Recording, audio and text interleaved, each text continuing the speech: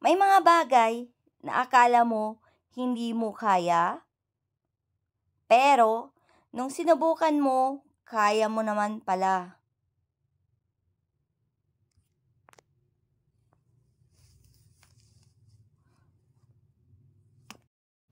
Subok ka lang ng subok. Subukan mo lang, wala namang mawawala, 'di ba? Ang masama hindi mo siya tinry. Kaya kailangan sa mga bagay na gusto mo naman palang gawin, gawin mo na habang bata ka pa. Habang bata ka pa, gawin mo na yung mga bagay na hindi mo pa nagagawa. Subukan mo, malay mo, kaya mo naman pala. Bakit sinasabi mong hindi mo kaya? Hindi mo pa naman sinubukan. Hindi mo pa naman ginawa. Kung ako sa'yo, simulan mo na habang bata ka pa, gawin mo na kung ano yung mga gusto mong gawin sa buhay. Kaya mo naman yan. Hindi mo lang sinusubukan. I-try mo lang. Malay mo, mag-click, 'di ba? At least sa buong buhay mo, tinry mo siya. Kaysa yung pagsisihan mo balang araw na hindi mo siya tinry. Mas may mga bagay na mas pinagsisisihan kapag hindi natin 'to ginawa, hindi natin 'to sinubukan. Mas nakakapanghinayang 'yun, tapos hindi mo na maibabalik yung mga panahon or oras na nasayang kasi nga wala na, tapos na, tumanda ka na. So habang bata ka pa nga, i-try mo ng i-try, gawin mo kung ano yung tama at mabuti. At least habang bata ka pa, ginagawa mo na 'yun. Gawin mo ng igawin. Try ka ng try. Wala namang mawawala, 'di ba? At least nasubukan mo sa buhay mo na ginawa mo 'yun.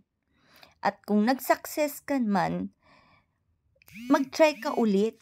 Mag-try ka na naman ng ibang bagay na kung ano yung magpapasaya sa'yo. Huwag mong panghinayangan yung mga bagay na ginawa mo na. At least, nag-enjoy ka naman.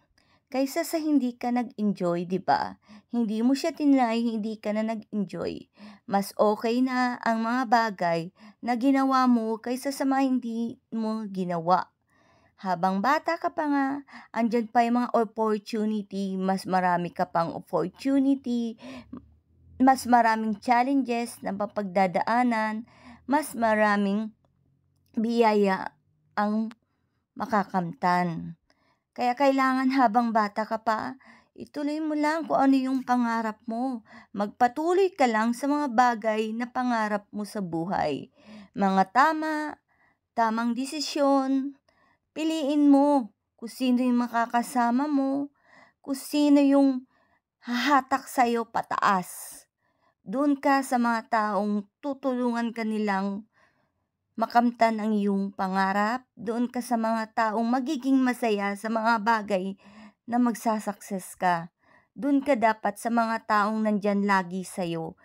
Kahit na alam nilang nasa ano ka pa lang, nandyan na sila sa'yo. Tapos, pasalamatan mo sila kapag ikay nag-success na. Suklian mo naman yung mga ginawa nila sa'yo. 'Di ba? Masarap din kasi yun. Yung mga taong pagkatapos ng tagumpay, sinusuklian din nila yung mga tagumpay na kanilang nakakamtan. Lalo na sa mga taong nandyan nung kayo'y walang-wala, 'di ba? Mas okay yun, 'di ba? Mas masarap sa pakiramdam na umasenso ka or nakamtan mo yung bagay na yun dahil nandyan yung totoong taong nandyan sa'yo nung walang-wala ka pa.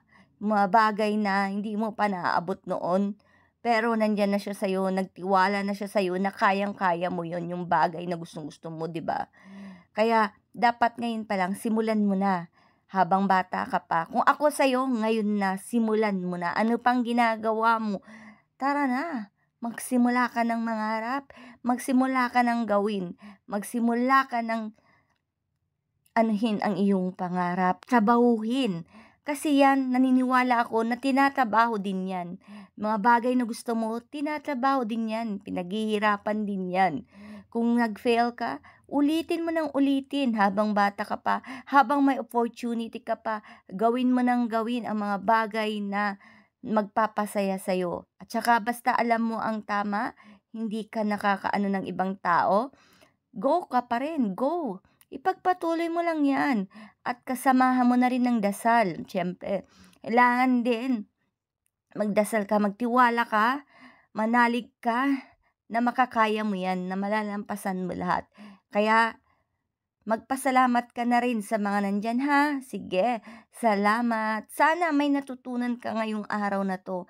Sana ma-apply mo 'to na yung sinabi ko is tama, na sinabi ko na ipagpatuloy mo lang, huwag kang sumuko kung ano man yung gusto mo sa buhay mo. Sana mai-apply mo 'to and magpasalamat ka. Salamat sa'yo, salamat sa mga taong nandiyan, someday pasasalamatan mo din sila. Maraming salamat, God bless po.